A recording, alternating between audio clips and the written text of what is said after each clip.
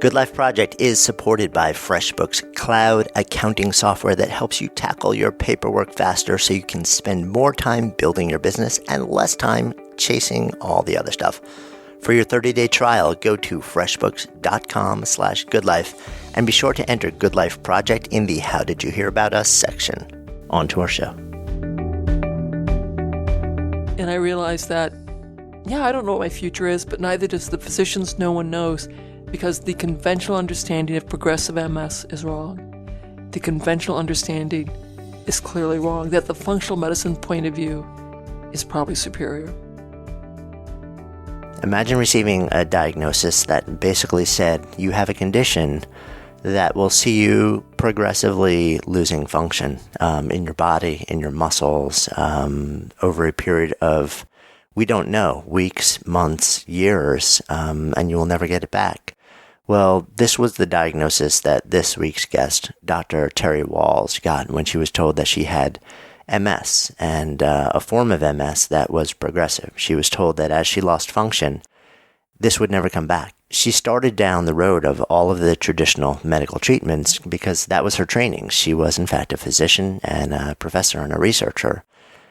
But she started to get exposed to the world of functional medicine, which looks at nutrition and how it affects our body, our brain, and our muscles and our nerves. And especially what she began to research was the mitochondria, the, quote, power plants of the cell. And through her own approach to supplementation and then natural foods, she began to see a return of function that she was told was not possible. She shared what she was doing and the entire protocol that she developed, which we now know as the Wahls protocol. First in a TED Talk that kind of exploded a number of years back, then in a book entitled The Wahls Protocol, and more recently in a cookbook, which actually shares her recipes. And I wanted to sit down with her and really talk about her journey, her awakening to a different approach to disease, to conditions, and to treatment, and also about the idea, some of the bigger questions that go on around this, the idea of hope, the idea of false hope, and how she navigated sort of the cultural implications of what she was doing, the political and career implications of really paving her own way. It's a deep, wide-ranging conversation, and for any who are sort of living with things in their lives where there have been pronouncements made about this is the state of things, there is no other way, I think it's an eye-opening conversation. So really excited to share this with you. I'm Jonathan Fields. This is Good Life Project. Iowa, 5th generation, raised on a farm. Raised on a farm. Got up every morning at 5:30, milking cows. Every afternoon after school, came home, milked cows again. And if you weren't going to be there, you had to negotiate with another family member to cover your chores. So we understood that, your chores were your responsibility. Yeah. How many siblings do you have? I have 2 older brothers. So those are some serious negotiations, I imagine. Serious negotiations. And, yeah. At some point, you developed an interest in, so growing up on a farm, of course, this is context that I have nothing for. I grew up outside of New York City. But I know that as your sort of interest evolved, you developed an interest in art, in fine art. It sounds like. Growing up, I really liked drawing, sketching, and got into art, got into painting, clay, doing metals, and decided to go off and get my Bachelor of Fine Arts in painting. Yeah. What was behind that? Was this, in your mind, this is your career path?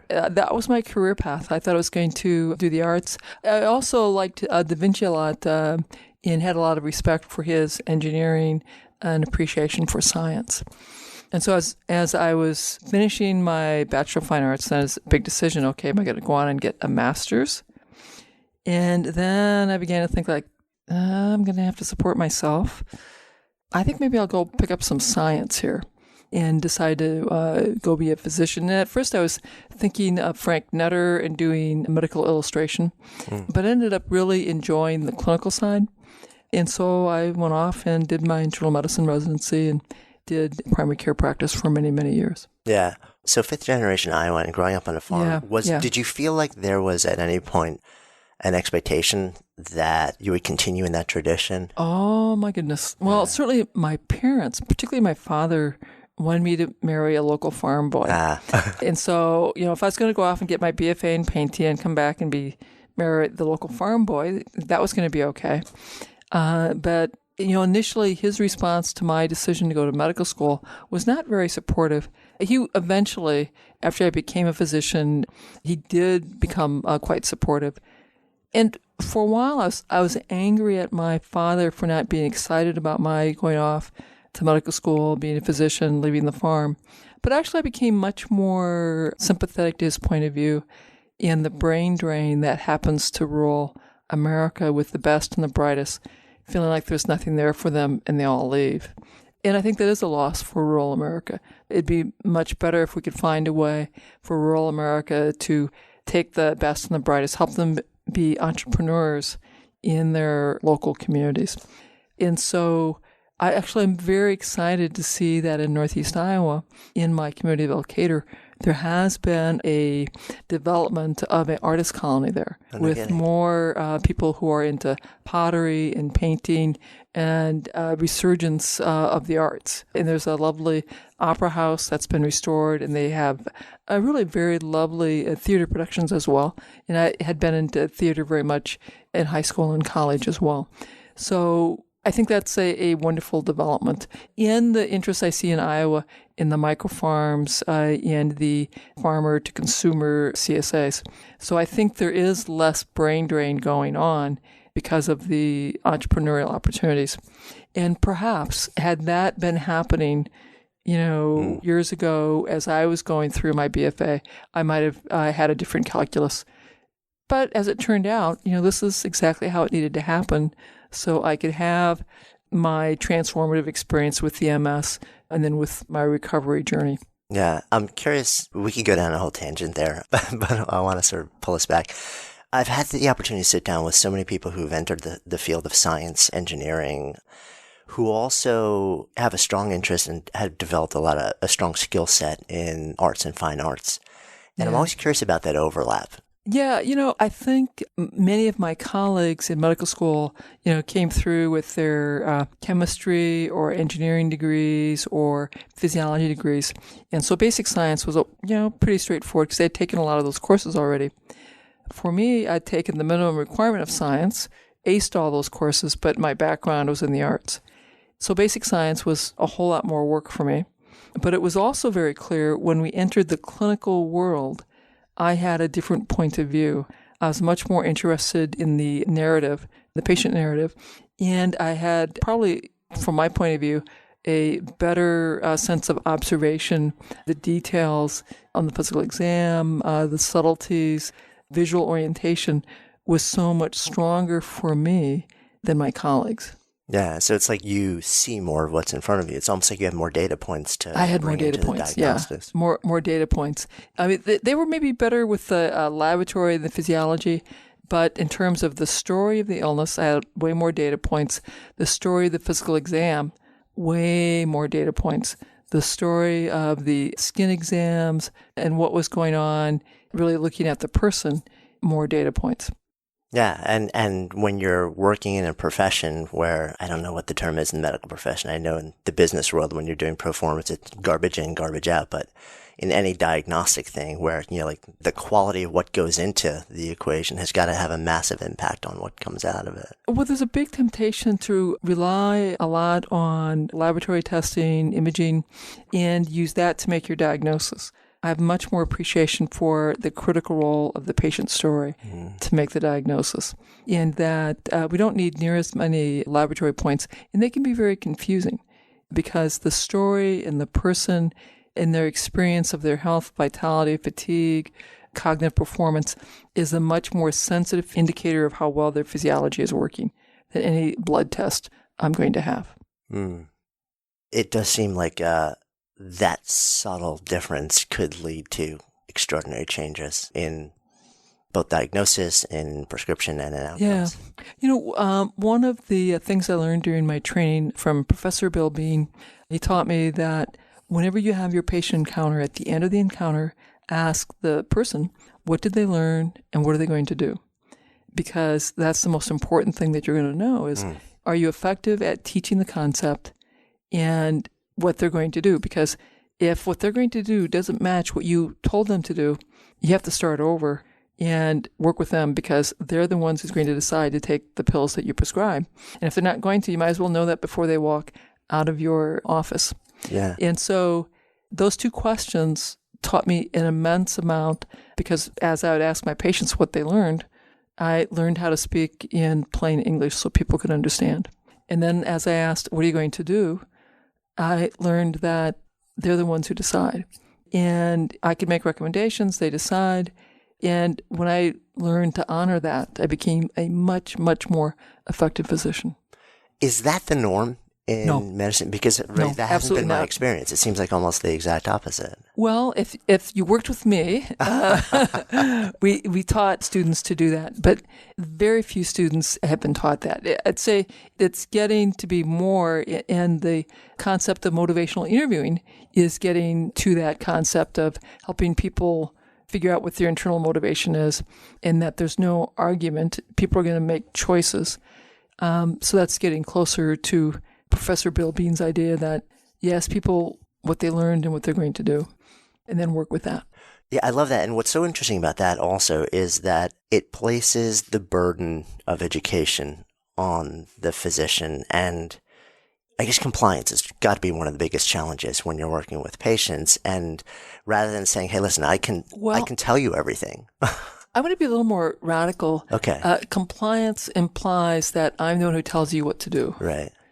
But I don't think that's really my approach. Is I inspire people, I tell them the story, we help understand how their lifetime of dietary choices, their lifetime physical exam choices, their lifetime of environmental exposures created their health problem.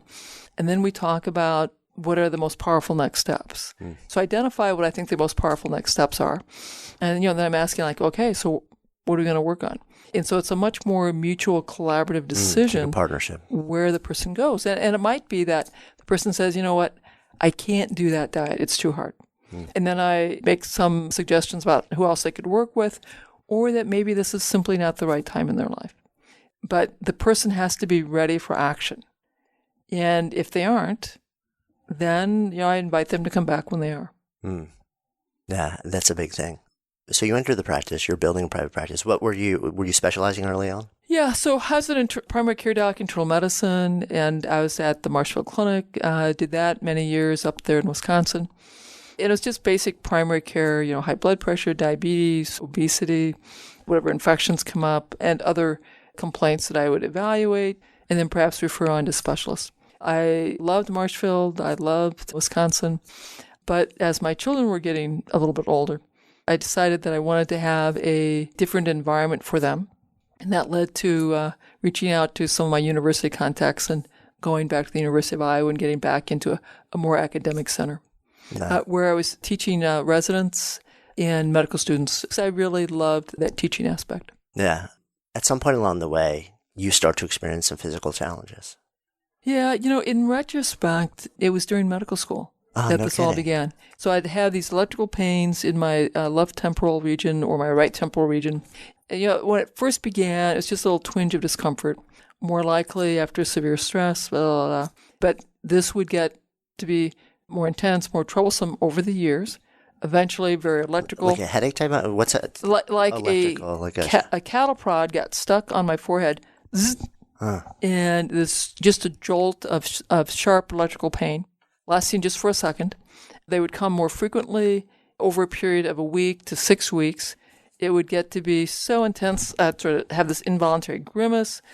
I saw a neurologist, got worked up, and they called it occipital neuralgia, gave me some medications. I got a drug rash, tried some other medications, didn't work. And so I realized I just got to put up with this.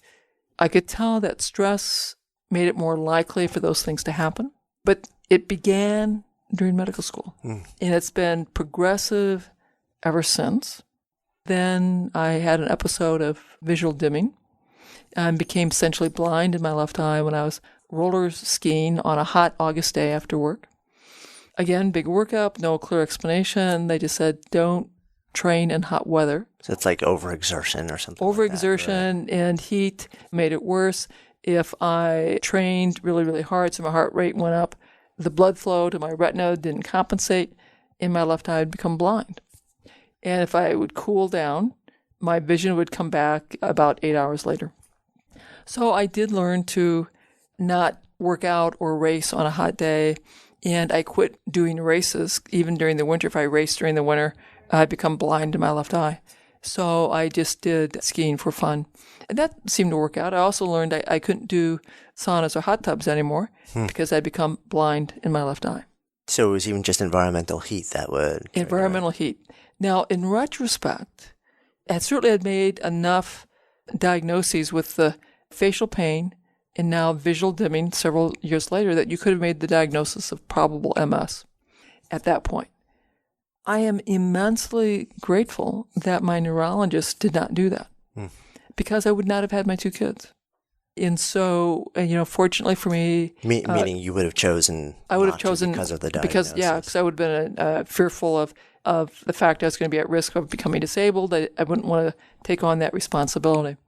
So, God was kind. I didn't get told that, so I got to have my 2 kids. Had a continued worsening of my pain.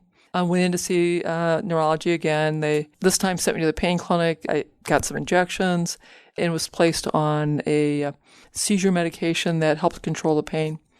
I did that and would intermittently have to go off to the pain clinic. And the severity of these painful episodes continued to grow over time. And meanwhile, you're practicing medicine at the same time. I'm practicing medicine. Right. I have a very successful practice. I have some leadership positions at the clinic because, I work hard. I have high ambitions and, everything seems to be going well. And then I've made the decision that I want to go back to the university, and I come to the University of Iowa. And during that transition, I develop a new problem with weakness of my left leg, which I stoically ignore for a short period, but it gets to be a problem. I'm stumbling, and I finally go see physicians, get evaluated with the MRIs of my brain, my spinal cord, spinal tap, and everything comes back consistent with multiple sclerosis. Did you have in the back of your mind at that time, was that an option? Were you thinking, no. well, this interestingly enough, it was not. Huh. I mean, in retrospect, it should have been, but maybe I was in denial. I was focused on my career and what I was doing. And so, here I've just moved. I have this diagnosis. I start reading the literature. Like many physicians, we go to PubMed. We start reading about our diagnosis. And oh my goodness, that was so jarring to be reading that and realizing okay, I have a disease that generally is progressive, is at a high rate of causing disability due to severe fatigue within 10 years so that you can't work, and that a third of folks within 10 years will have some sort of gait disability, needing a cane, walker, or wheelchair. So I'm just getting more and more agitated, more upset. Right. And my wife says, honey, you got to stop reading this. It's just getting you upset. Let's find the best MS center here in the Midwest. We'll go there and let them take care of you.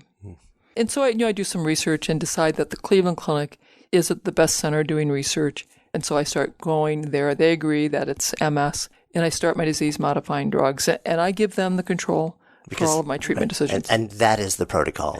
That's what you should do. Right. That, I'm an academic doc. I believe in the best medicine, the newest technology.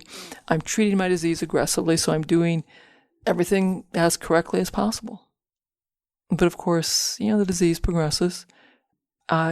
Every time I go back to see the MS docs, I'm a little worse. My walking is slower. I have just a little bit more fatigue.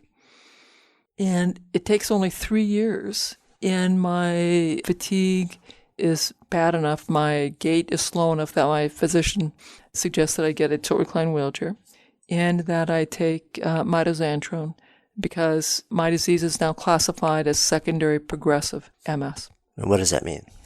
That means there's no more spontaneous improvements that you can expect. That functions once lost will be gone forever. You can try taking this chemotherapy-like drug, mitoxantrone, to slow that decline. But then the goal now is to slow the speed of decline. Well, the good news about that was that now that I understood how bad things were going to be, I thought, well, I might as well go back to reading the scientific papers. So I go back to logging on PubMed, and I spend some time every week trying to read about the newest drugs in the mouse models. And then it occurs to me that, well, that's sort of senseless. I can't get any of those drugs. And so I began to start looking for drugs that are being used off-label. And that's pretty hard to search for. And then I have a really big aha moment, like, well, what if I start reading about other, all the brain neurodegeneration, brain shrinkage kind of diseases, since in progressive MS, the brain is shrinking. So I'm reading about Parkinson's and Alzheimer's and Huntington's and ALS. And I began to look for articles about neuroprotection using vitamins and supplements for these diseases. And so I see that mitochondria are a big part of why the brain shrinks in all these other diseases. So I think, well, maybe that's part of what's going on with MS. Right. So, and mitochondria, sort of in layman's terms, we all learned, the power plant of the cell. Yeah, back in I think ninth grade biology, we take that class.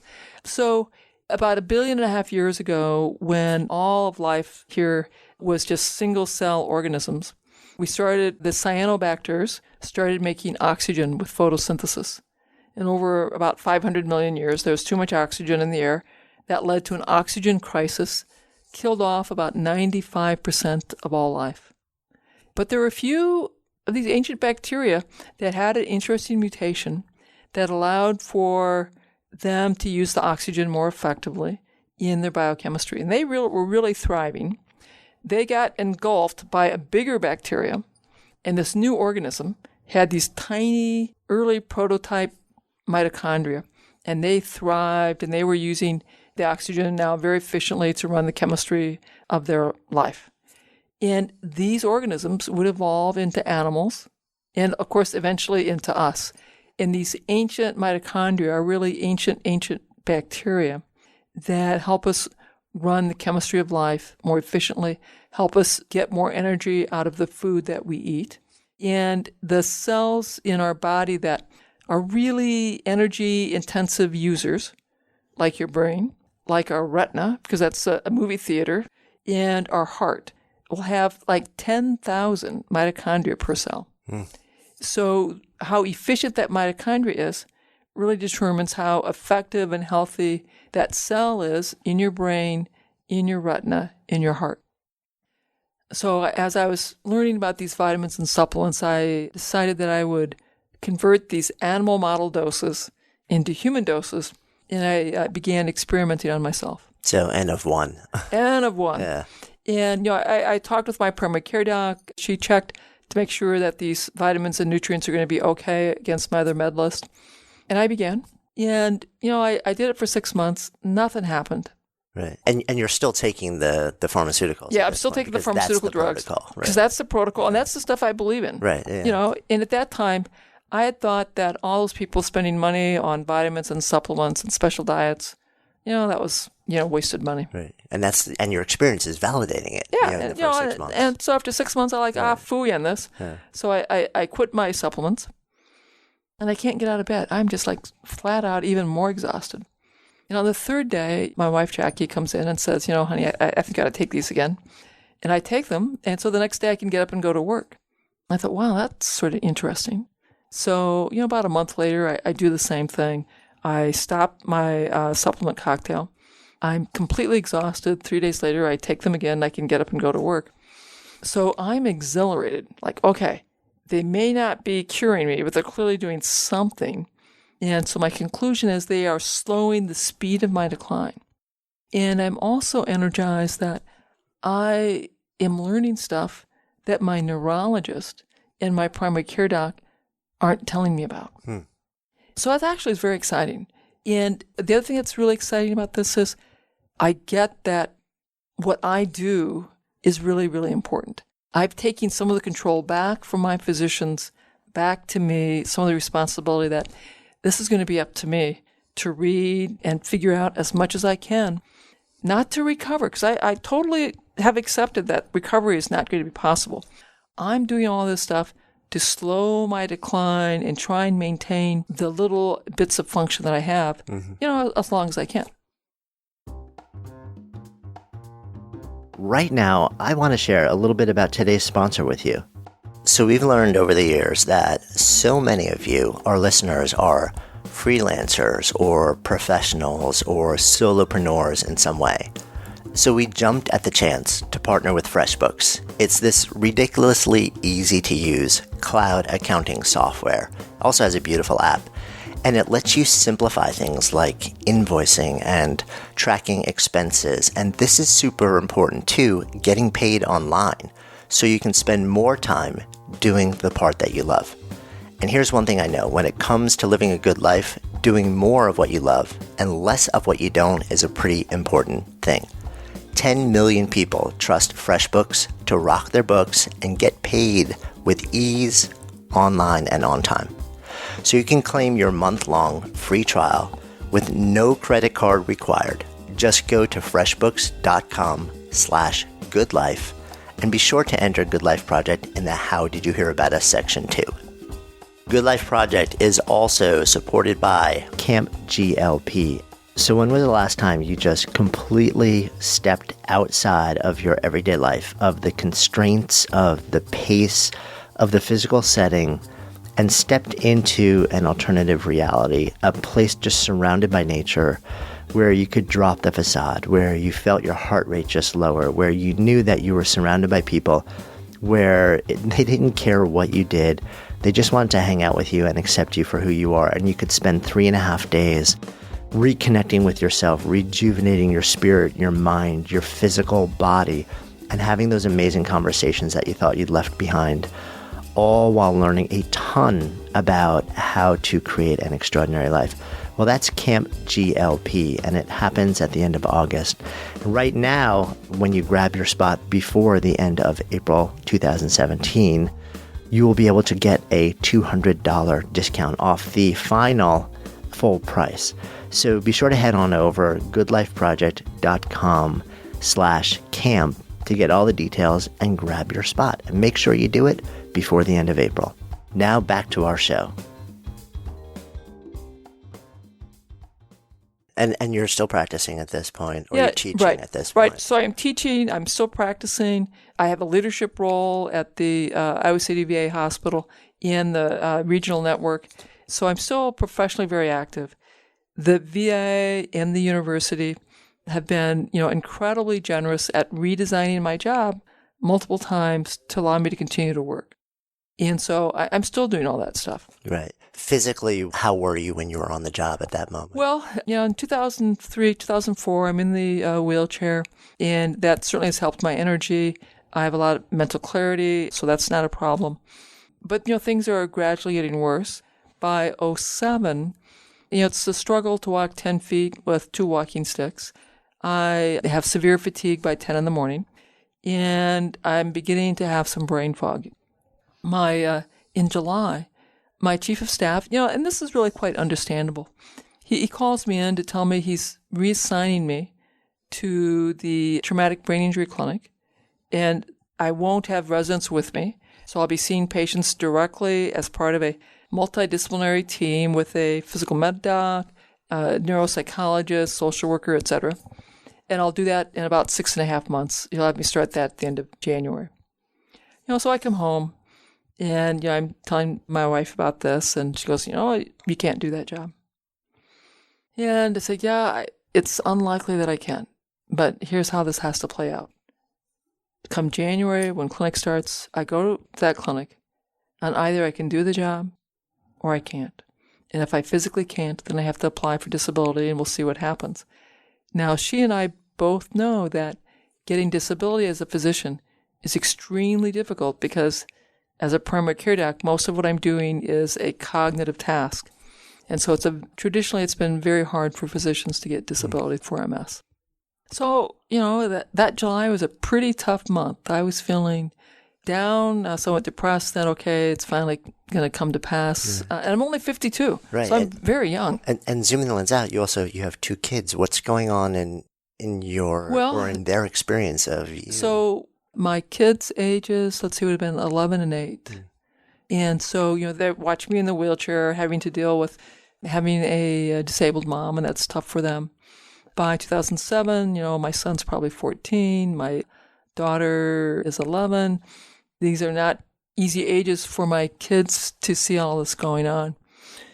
This is tough. But I'm also mindful that, okay, my kids are watching. I'm going to stay positive. I'm not going to model giving up. I'm going to model resilience. Privately, away from the kids, my wife and I are very concerned about what does the future hold for us. Yeah. So where do you go from there? Well, God works in mysterious ways. So this is August. In September, when I'm reviewing the Institutional Review Board research protocols, which I did every month, the protocol that I was assigned was one by Dr. Rich Shields that looked at electrical stimulation of muscles in the setting of acute traumatic spinal cord injury. And he wanted to extend the study because the subjects didn't want to stop. So I read through the protocol. We certainly recommended approval, but it got me very curious about eSTEM. So I go to PubMed, do a search. There's 212 articles. So most of them were about athletes. There were a couple about stroke. For people who had stroke 5 to 10 years earlier, used eSTEM, and it helped them get some of their function back. And a couple about cerebral palsy. So I convinced my physical therapist to let me have some sessions. And he wasn't sure. He knew that he could help me grow a muscle. He didn't know if my brain could talk to the new muscle. And that if my brain couldn't talk to the new muscles that we could grow, then it'd be like putting ankle weights on. Yeah. And it'd be making everything a whole lot worse. But we started down that path, and it was painful, but I felt great after each session, probably from the endorphins. And so after a couple of weeks in clinic, he got me a home device, and I started at home. Now, when I was doing this at home, I am so weak. This is my exercise program. I'm laying on the back. I have my electrodes on my belly. I lift my head and shoulders. I touch my knees. Count to 10, while I'm getting zapped, and then I go back down. And I can do like 3 to 5 curls, and then I'm exhausted. And now I'm just laying there sucking in my gut while I'm zapping. And then I move the electrodes, and I put them on my back, and I get on my hands and knees, and I lift one arm up off the floor and the opposite leg off the floor, and I can only hold them up for a second or two, then they come back down. And I can do that 3 times, maybe 5 times. That was the depth of the workout that I was doing in the beginning. And now at this very same month that I discover the eSTEM, I discovered the Institute for Functional Medicine. And they have a course on neuroprotection that I order. And so it's about, I think 20 hours of lectures with a PowerPoint and synchronized audio and a big notebook of cases. So I get that, and I'm reading through that. And so I have a longer list of things I can take for my mitochondria and a little deeper understanding of some options for protecting my brain. So I'm adding the eSTEM. And as a former athlete, this made a lot of sense to me. I'm adding the vitamins and supplements for my mitochondria. It made a lot of sense to me. Right. And for those who don't know, the world of functional medicine really looks at lifestyle and with a really strong Correct. focus on nutrition as almost like the functional equivalent of medicine. Absolutely. What they really focused on, which resonated deeply with me, was how does the environment, that is your diet, your lifestyle, sleep, physical activity, stress, interact with your genetic efficiency of your enzymes, so my genes, to create the diseases that I have. So that paradigm of understanding how diseases develop resonated. So, but they have a very heavy emphasis on supplements, and they had a diet. And I should probably back up to tell you a little bit about my foray into the paleo diet world, because in 2002, when I'm still walking around, my Cleveland Clinic doctors had mentioned the work of Ashton Embry and Lauren Cordain, which introduced me to the paleo diet movement. So I read their books, their papers, and decided that there was a scientific rationale. So after 20 years of being a vegetarian, a lot of prayer, a lot of meditation, I went back to eating meat, and I'd given up all grain, all legumes, all dairy. So huge, huge dietary change for me. And of course, it didn't really make a miraculous change. The next year, I needed the wheelchair. But I'd stayed with the paleo diet because at that time, it was something that I could be doing to fight the MS. And I thought, well, at least I'm doing something. And then I had started adding the vitamins and supplements a couple years later in 2004. So now we fast forward back to 2007. I have a bigger list of supplements. I think there were about 17 that I'm taking. I'm still doing the paleo diet. I'm doing electricity with my exercises. Then in November, I have another big aha moment. And it's like, well, maybe I should take this list of nutrients and reorganize my paleo diet to stress the foods that would cover those nutrients. First I go to some dietitians. They can't really help. I go to the library. They can't really help. So then I go to the University of Google and I find the Linus Pauling Micronutrient Center and use that to help organize what foods I should be stressing. So this new way of eating begins on December 26th. So, and the quest being, can I move from supplements to getting sort of an analogous nutrient density from actual food? From actual food. Right. Now, and I'll admit, I didn't take away the supplements, but I knew I should pay more attention to the food and get these nutrients in the food. So that took about 2 months worth of research to get my food list organized.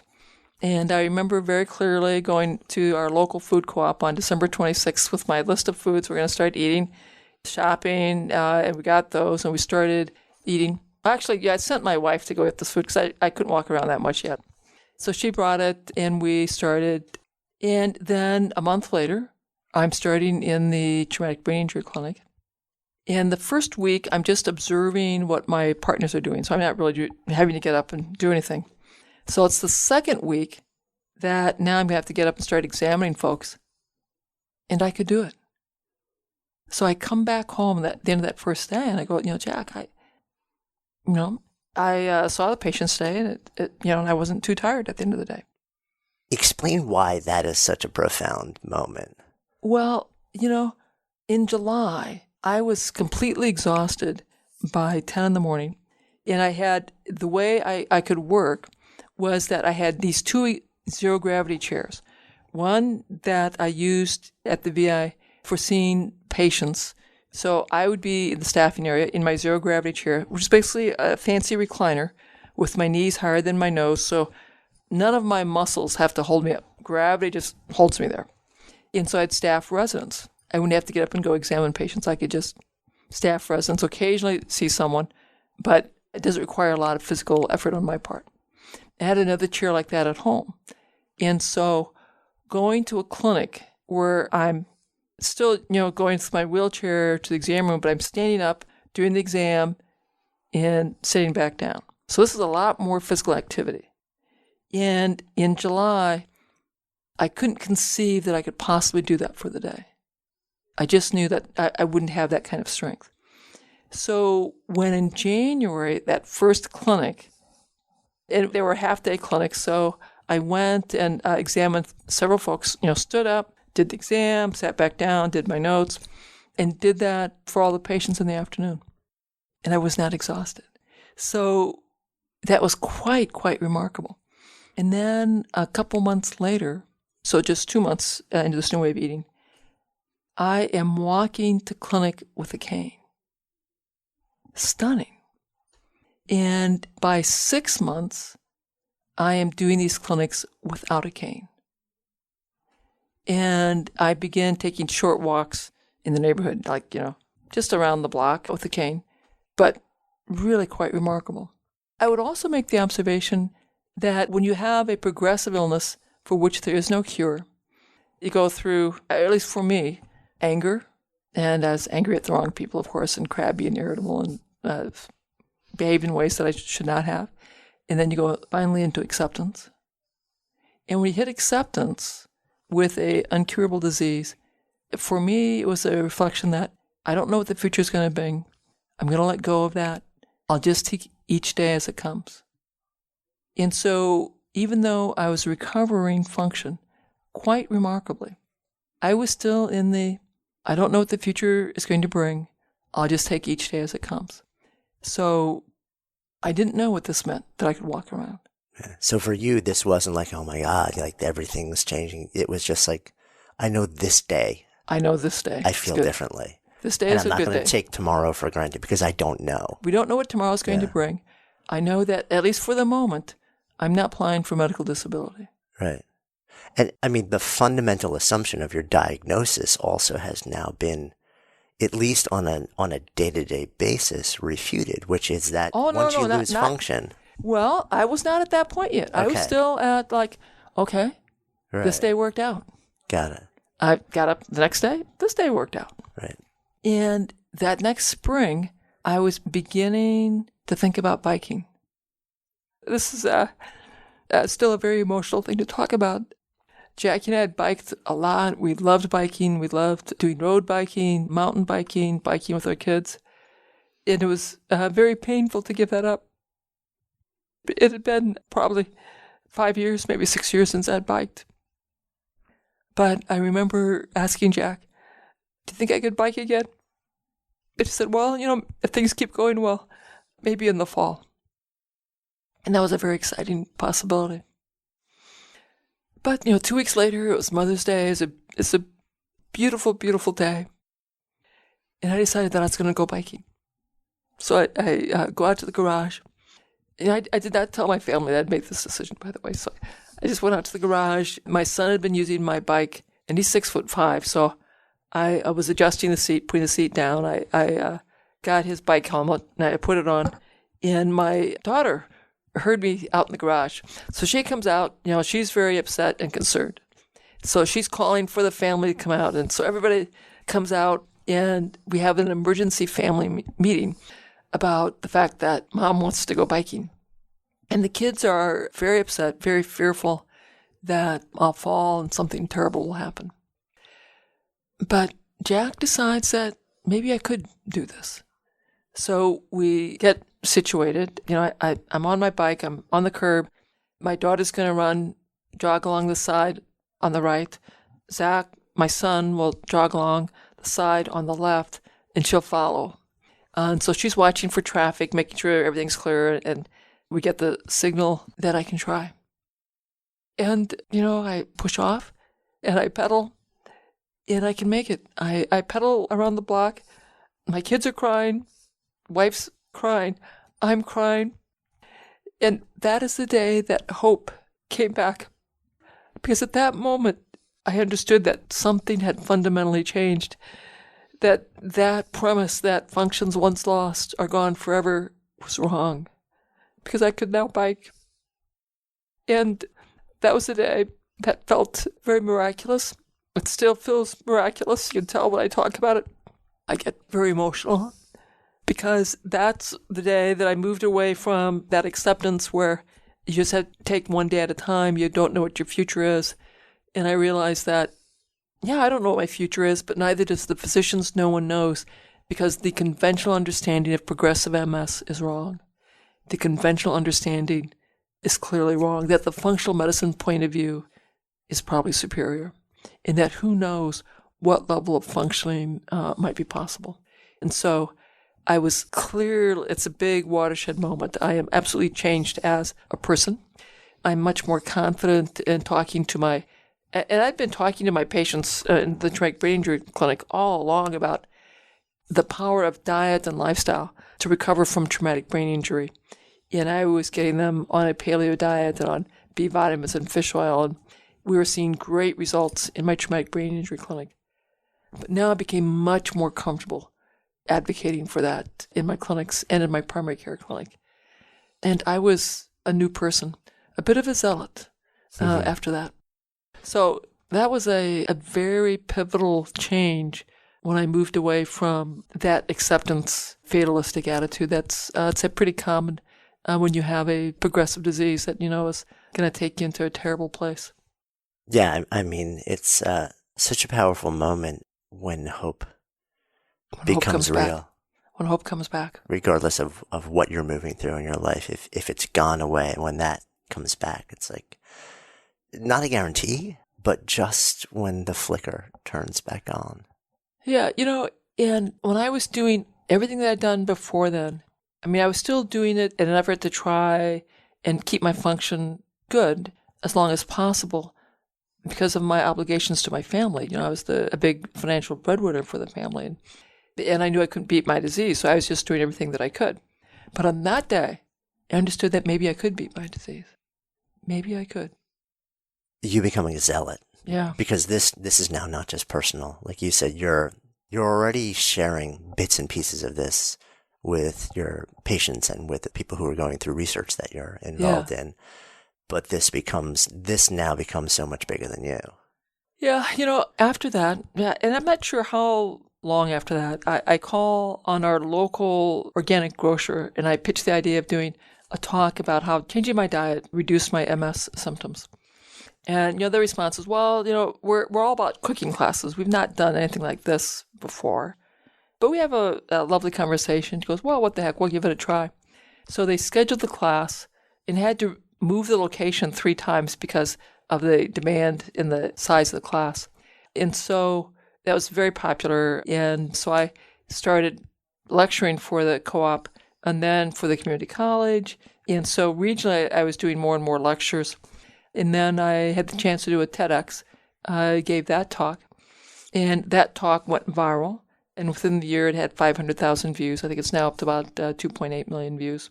And then that led to the book deal. And I must say, at that time, between the TED Talk and the book deal, there were people at the university and at the VA who were not very happy with me. Yeah, I want to go there because this is not conventional. This is not conventional. Here people were concerned that I was creating false hope. So I worked with people at the U to be very careful about that. I was describing my experience. I was describing the rationale for how I created my program. I invited people to make these changes to improve the health of their cells, and that their cells might improve their organs, might improve their health. So I tried to be very careful in how I would talk about this. And people were sort of nervous. I certainly got a fair amount of criticism. But I also felt morally just absolutely obligated because I needed to be very transparent that this was my experience, that I was doing research or I wanted to be doing research in these areas. But people could decide, are vegetables safe enough that I could do the same thing that Wahls did while she's doing the science to figure it out? Because if I don't, with my progressive illness, I'm going to be bedridden and demented before we get the double-blind randomized controlled trials to answer the question. And beets and kale are just not that toxic. And removing gluten and dairy and replacing them with beets and kale is a pretty safe thing to do. A lot of work, it's hard, it's certainly not easy. And I wanted the public to be able to make their own informed decisions. So I had this conversation with many physicians and many academic docs who disagreed with my point of view. But, that felt like the moral imperative, and so that was the path that I chose. Yeah. And you eventually took what you were doing and developed it into a protocol that was essentially the idea was let's take it out of the clinic and let's create something that's safe and that people can ease their way into to correct do their own experiments, their own ends of one. The ends of one, and that's what I invite in my clinic. Say, okay, just don't see this as a permanent change. Do it first as a 100-day commitment at 100%. And then at the end of your 100 days, you decide, is this worth continuing or not? That's easier for people to get their heads around. So there's what I was doing in the clinic, but I also felt a moral imperative to make it available to the greater public because I had this crazy idea. I want to create an epidemic of health. So I write the book and I create a program so people can ease their way into this, working with their family and their personal physician. And I explain how to do it, the rationale, and some guidance for physicians who want to do this as well. And I'd say it worked out pretty well because we created enough buzz that this really begins to change practice and expectations. And I'm sure that TED Talk with 2 million views, there were a lot of physicians that had to deal with patients coming in saying, well, what about my diet? What about that doctor who got out of the wheelchair changing her diet? Does diet matter? A lot of physicians would end up having to say, I don't know. Shameful. Shameful that physicians would have to say, I don't know if diet matters. But fortunately, I think more and more physicians are beginning to realize that, well, of course diet matters. And the quality of the diet matters. And of course, replacing sugar and white flour with vegetables is a healthier diet. Yeah, and it seems like now, since then, there now is, it's almost, I don't know if I would call it mainstream, but it seems like Getting closer. it's getting a lot closer and it's getting a lot more accepted. And there's, the Cleveland Clinic, what that you mentioned earlier, now actually has, a huge focus on functional medicine. It's becoming much more accepted. Yeah, and I was at the Cleveland Clinic. I gave them grand rounds. I talked about the research that we're doing. So I told my story. I explained the scientific rationale for why I created the protocol the way I did. And then I talked about our research. We reviewed a couple of published papers. And then I showed them the videos before and after of some of our test subjects because we videoed their walking. And it's really quite dramatic. And we had some folks who went from cane and walker to jogging. And so that's very, very compelling. Now, where are you at right now? Well, because our research was published, that made it much easier for me to write grants. And so one of the grants we wrote to the MS Society pitched the idea of comparing the Swank diet and the Wahls diet, so a low saturated fat diet that's popular in the MS community by Dr. Swank, and my diet. And we're able to use our preliminary data to explain, A, that we can do this, and B, that the preliminary data looks very exciting. And this time they funded us. So they gave us over $1 million. We've got that study underway. I believe we've recruited 25 folks so far. Our plan's to recruit 100. And we probably will be recruiting another 2 years to get everyone in. It'll be another 3 years to have the whole study completed, analyzed, and written up. That's incredibly exciting. And I'm working on some other grants. Another grant that I'm working on has to do with ALS because anecdotally we've had some great success with stabilizing ALS and getting that reversed. So I'm working with our ALS team at the University of Iowa to create a protocol and a grant that'll be going in. I'm immensely optimistic because of the speed of change I see in the public and the speed of change I see in the medical community. And, and the speed of change I see at the University of Iowa. Yeah, at first I was an eccentric oddity that they didn't quite know what to make of. And then as I started doing the research, they had more respect. And then when our data came out that was so remarkably positive, that got noticed. And then when philanthropic donors started cold calling the university to give money into my research lab, then the dean of the medical school calls me up, and then I have a meeting with the dean, and they say, okay, what's going on? What all are you doing? And so they're very excited. And so now the university, remember, it was not so long ago that they were calling me and questioning my decision to be so public about what I'm doing, because I might be creating false hope. Now the university position is, we wish our other scientists would do what you're doing, to create a public space, to talk about the research publicly, and to explain all of that, to have social media presence, to have a book deal, to be doing TEDx talks, to be so visible about your work. Because philanthropic support lets us do the really innovative stuff to get the pilot data that you could do then back to the NIH. Yeah. So now I've gone from, oddity to brilliant innovator. Right. So it always works that way, right? It has been a very, very interesting journey. Yeah, and physically, as we sit here today, what's going on with you? Well, I'm doing really well. I'd had a period of pretty intense back pain that was annoying. I ended up with back surgery last year. I'll confess it takes a little bit longer to recover from that at age 61 than at age 30. But, right now I'm feeling really great. I can go out, take my dogs for walks and hikes again. So I'm back to my usual workout. I decided to spend more of my time doing research, so I actually resigned from the VA last December. So I'm working half-time at the university for research.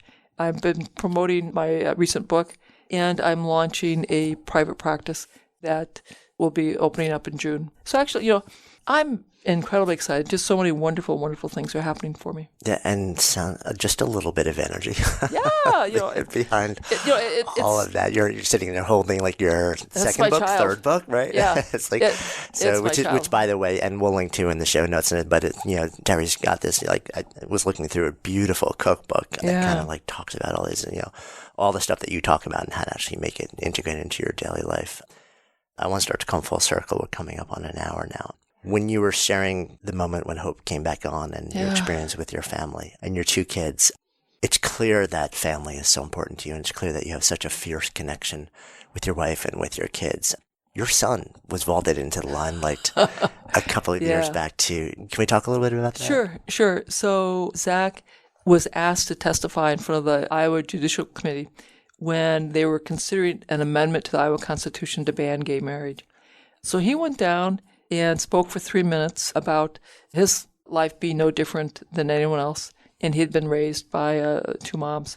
A very eloquent speech that was recorded without his knowledge. They put it up, and he had 1 million views, probably in about 1 week. And so suddenly he was on national TV, and he was doing speaks around the country and around the world. He dropped out of the university. I said, Zach, you got to drop out. Don't ruin your grade point. Please withdraw from the university. So he did withdraw. Spent a year and a half, speaking around the country. But then he did get back in school. He graduated. He created a nonprofit, Scouts for Equality, to help the Boy Scouts be more comfortable about allowing gay youth and gay leaders into the Boy Scouts. He's now going to Princeton, working on a master's in something that's like public policy. And I know there are many, many people that are hoping he'll get into politics. We'll have to wait and see. He clearly loves to lead. He likes to change. He and his sister created something called the Woman Cards. So they've been lots of fun watching him develop and bringing his sister along as well. Yeah, I wonder do you have a sense that them participating in your story, your journey, and seeing... Oh, absolutely. Has lit this fire within them to sort of rise up and advocate. And I think it certainly helped them be more successful adults, because we had a lot of conversations. I remember my daughter, I think she was 10, complained bitterly about having to do the laundry, that none of her friends knew anything about laundry soap. And it's just, life's not fair. I shouldn't have to do this. And I'm like, yep, life's not fair. You shouldn't have to do it. Life's not fair. I shouldn't have MS. I shouldn't be worrying about whether or not I can continue to work. But it's not fair. You have to do the laundry, and I have to carry on the best I can. And then her response was, Mom, I think you are glad you have MS so you can lecture me about life not being fair. And so she's horrified that I tell that story now, but it's typical of what any 10-year-old would have said. But the fact that we're able to talk about, life's not fair, but you carry on, anyway, gave my kids maturity beyond their years growing up and maturity beyond their years now. I think we also modeled resilience, because our kids don't care much what we say, but they sure watch what we do, and they absorb and internalize what we do. And so they saw this incredible resilience, and I talked a lot about how we always have a choice. When the stuff happens in your life, between that moment when stuff happens and what you do, there's a space, and you make a decision, a choice. And the choices we make define our character. So do you want to make choices that are inspiring to others, or do you want to make choices that, are things that you'd be ashamed of later? Yeah, it's so powerful. So the name of this is Good Life Project. So if I offer that phrase to you, to live a good life, what comes up? Well, a meaningful life. I've learned from our patients that if people understand their purpose, their mission, and we are giving back to a greater community in some way, that person has far more resilience for all the troubles that they may encounter. And for me, when I was talking to the medical students, helping them learn how to deal with patients who had progressive incurable diseases, that was the beginning of my giving back to the greater society. And in many ways, I look back to that moment as the beginning of my healing journey. It was a couple of years later that I began to experiment with vitamins and supplements and began to take charge of my life. But I think whenever we can figure out how to claim the gift in our circumstances, whatever they are, and still give back to society in spite of that gift, or perhaps because of that gift, then you have a very meaningful life. And it will be meaningful even if I have something terrible with cancer that's going to kill me. It'll be meaningful if I have ALS and I'm going to die from a progressive illness. Or it will be meaningful if I have an autoimmune disease that I can defeat because I learned how to use diet and lifestyle. Thank you. Thanks so much for listening to today's episode. If the stories and ideas in any way moved you, I would so appreciate if you would take just a few extra seconds for two quick things. One, if it's touched you in some way, if there's some idea or moment in the story or in the conversation that you really feel like you would share with somebody else, that it would make a difference in somebody else's lives, take a moment, and whatever app you're using, just share this episode with somebody who you think it'll make a difference for. Email it if that's the easiest thing, whatever is easiest for you. And then, of course, if you're compelled, subscribe so that you can stay a part of this continuing experience. My greatest hope with this podcast is not just to produce moments and share stories and ideas that impact one person listening, but to let it create a conversation, to let it serve as a catalyst for the elevation of all of us together, collectively, because that's how we rise. When stories and ideas become conversations that lead to action, that's when real change happens. And I would love to invite you to participate on that level. Thank you so much, as always, for your intention, for your attention, for your heart. And I wish you only the best. I'm Jonathan Fields, signing off for Good Life Project.